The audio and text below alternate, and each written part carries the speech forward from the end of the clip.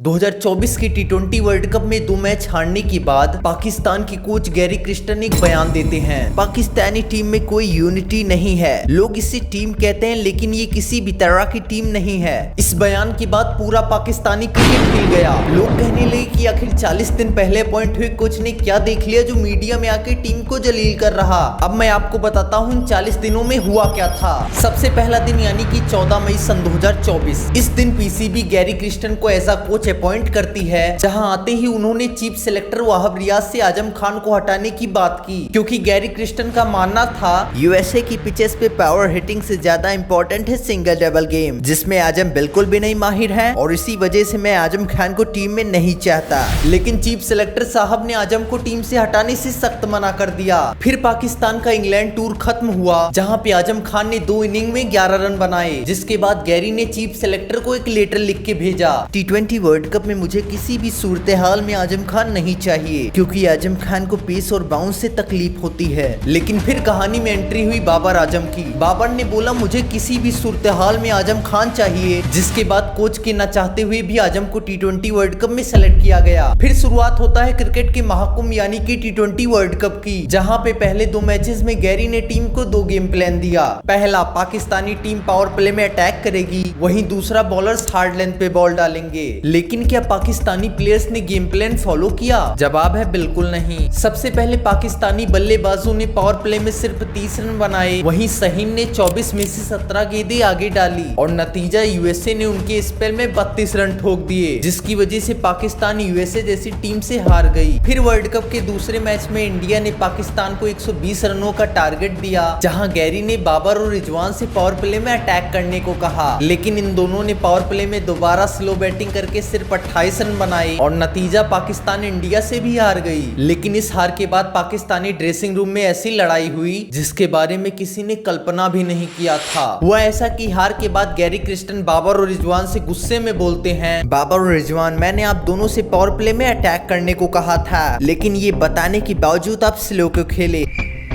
Gary तू होता कौन है मुझे बताने वाला? इंशाअल्लाह मैं टी20 का नंबर 1 बैट्समैन हूँ और मैं जैसा चाहूंगा वैसा बैटिंग करूंगा। इसके बाद गैरी चुप हो जाते हैं और साहिन से बोलते हैं, साहिन, सारे बॉलर्स हार्ड लेंथ पे विकेट निकाल रहे हैं और मैं आपसे 2 मैचेस से हार्ड लेंथ पे डालने को कह रहा हूँ, लेकिन आप आगे क्यों बॉलिंग कर रहे हैं? बेंचो तू होता कौन है मुझे बताने वाला? इस बदतमीजी के बाद गैरी ने पीसीबी को एक और लेटर भेजा, पाकिस्तानी टीम में ग्रुपिंग हो रही है और मैं जो भी गेम प्लान दे रहा हूँ ये लोग उसका उल्टा कर रहे हैं। वहीं अगर मैं इन्हें कुछ समझाने की कोशिश करता हूँ तो ये लोग मुझे अब्यूज करते हैं। लेकिन दोस्तों, सोचने वाली बात ये है कि आज से 2 साल पहले जो पाकिस्तानी प्लेयर एक दूसरे के बेस्ट फ्रेंड हुआ करते थे, पर आज आखिर क्या हो गया जो ये लोग एक दूसरे से नफरत करते हैं। साथ में ये भी जानेंगे कि लगातार 3 नॉकआउट खेलने के बावजूद भी पाकिस्तानी क्रिकेट अपने हिस्ट्री के सबसे बड़े डाउनफॉल में कैसे पहुंच गया। तो चलिए इस वीडियो को शुरू करते हैं। हार्श वर्ड ये है कि पाकिस्तान खराब खेला, पाकिस्तान ने सिलेक्शंस खराब किए हैं,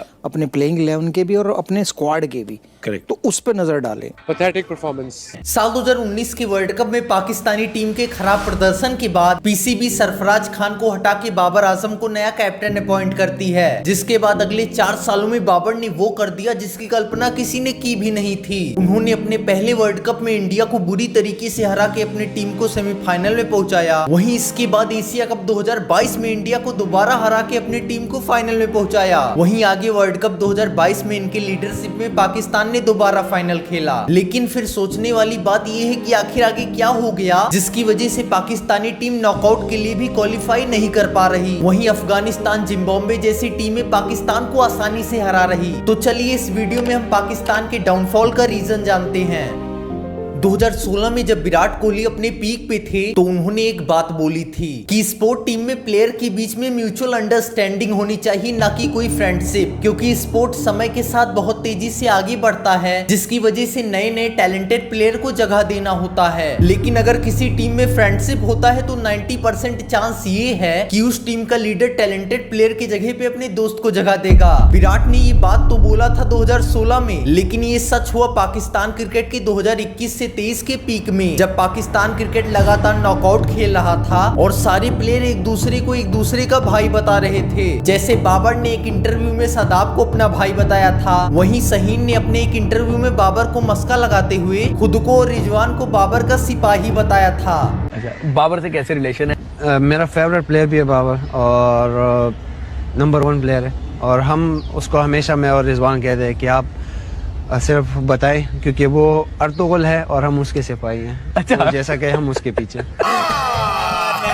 झूठ बोल रहा है। अब टीम में दोस्ती होने के बाद बाबर ने टीम में कमियां देखना बंद कर दिया। जैसे उस समय पाकिस्तानी टीम में 2 कमियां थी। पहला, उनके पास कोई ढंग का लेग स्पिनर नहीं था, वहीं दूसरा उनके पास कोई फास्ट बॉलिंग ऑलराउंडर नहीं था। ऐसा नहीं है कि उस समय पाकिस्तानी डोमेस्टिक क्रिकेट में इस तरह के प्लेयर ही नहीं थे, क्योंकि उस समय डोमेस्टिक क्रिकेट में यसीर शाह और अहमद भट्ट नाम के ऑलराउंडर परफॉर्मेंस दे रहे थे। लेकिन बाबर ने अपनी दोस्ती बचाने के लिए इन्हें टीम में ही नहीं सेलेक्ट किया। लेकिन फिर आया एशिया कप 2023, जहाँ पे पहले पाकिस्तान को भारत ने बुरी तरीके से हराया, वहीं इसके बाद श्रीलंका ने करीबी मैच में हरा के पाकिस्तान को एशिया कप से बाहर कर दिया। जिसके बाद पाकिस्तान के मीडिया और लोग बाबर आजम को कैप्टनसी के लिए ट्रोल करने लगे और एशिया कप के पहले जो पाकिस्तानी प्लेयर खुद को एक दूसरे का भाई कहते थे, उनमें अब कैप्टनसी पाने के लिए दुश्मनी हो गई। जैसे शाहीन अफरीदी ने एशिया कप में बाहर होने के बाद बाबर आजम से बात करना बंद कर दिया। वहीं जब दूसरा मैच पाकिस्तान इंडिया से हारी थी, तब शहीन ने इफ्तिकार चाचा को ड्रेसिंग रूम में गाली दिया था। अब एशिया कप के बाद पाकिस्तानी टीम वर्ल्ड कप से भी बाहर हो गई, जिसके बाद पीसीबी के चेयरमैन ने बाबर आजम को हटा के शहीन को कैप्टन बना दिया। और इस डिसीजन से बाबर के साथ साथ रिजवान भी दुखी थे, क्योंकि वो भी कैप्टन बनना चाहते थे। लेकिन फिर आया कहानी में एक ट्विस्ट। हुआ ऐसा, जब Shaheen Afridi as a captain पहला सीरीज हार जाते हैं तो पीसीबी के चेयरमैन को हटा दिया गया और उनके जगह जो नए सिलेक्टर आए, उन्होंने शहीन को हटा के दोबारा बाबर को कैप्टन बना दिया। अब इस डिसीजन से शहीन और बाबर में बात होना बंद हो गया। फिर सेलेक्टर साहब ने टीम में इमाद और आमिर की वापसी करा दी, जिससे टीम में ग्रुपिंग होना भी शुरू हो गया। और आगे जो वर्ल्ड कप में हुआ उसे बताने की कोई जरूरत नहीं। Number 2, playing with big team. अगर आपको इस पॉइंट को अच्छे से समझना है तो आप सुनील छेत्री का ये क्लिप देखिए। Man City dominates Premier League and in the last 5 years they have won the Premier League multiple times and you can always bet कि यही जीतेंगे। आप मैन सिटी को आईएसएल ले आओ and 3 years Man City is going to play in ISL. Hypothetical, please don't judge me. But obviously they're going to win it. You probably will put your house. 3 साल वो यहाँ खेलते हैं in this level. Same team, Haran, Pep, everyone, the coach, everyone, and they win the league 3 times. After playing here 3 years, they go back to Premier League. I can bet they will not win the league. What changed? Same players. They came here, they won. What changed was the players they were playing against. And that's why more or less I give 3 years. 3 years के बाद I probably would bet my house कि वो जाके Premier League जीतें, because 3 साल तक they were training here, playing, and I'm not trying to demean our league by the way. I'm just saying after a point you become जिनके साथ आप उठते बैठते खेलते मिलते हो, वैसी प्लेयर बन जाओगे।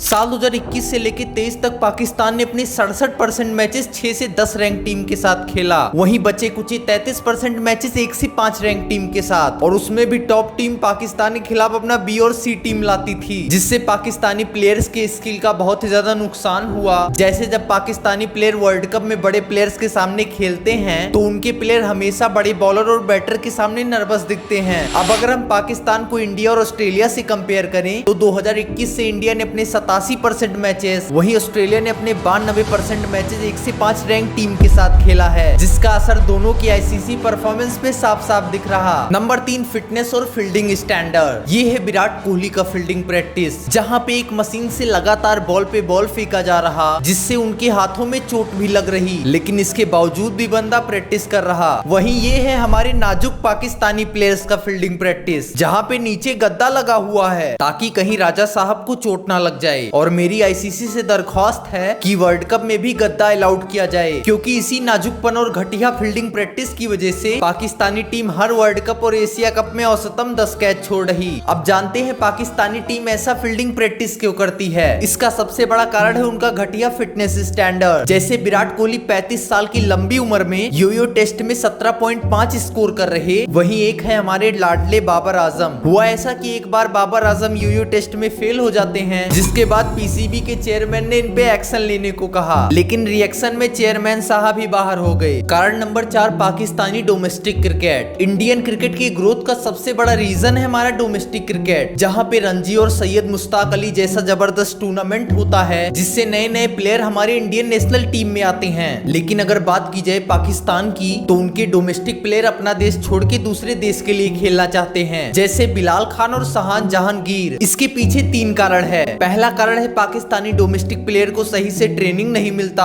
दूसरा, उन प्लेयर्स का सैलरी इतना ज्यादा कम है कि उन्हें 2 वक्त का खाना खाने के लिए एक्स्ट्रा वर्क करना पड़ता है। वहीं तीसरा कारण ये है कि वो अगर डोमेस्टिक में लगातार परफॉर्म भी करते हैं तो बाबर आजम जैसे पॉलिटिशियन उन्हें टीम में ही नहीं लाते। पाकिस्तान के डाउनफॉल के पीछे क्या रीजन लगता है, आप इस वीडियो के कमेंट में जरूर बताइएगा, और ऐसे वीडियोस के लिए आप इस चैनल को सब्सक्राइब जरूर कीजिएगा।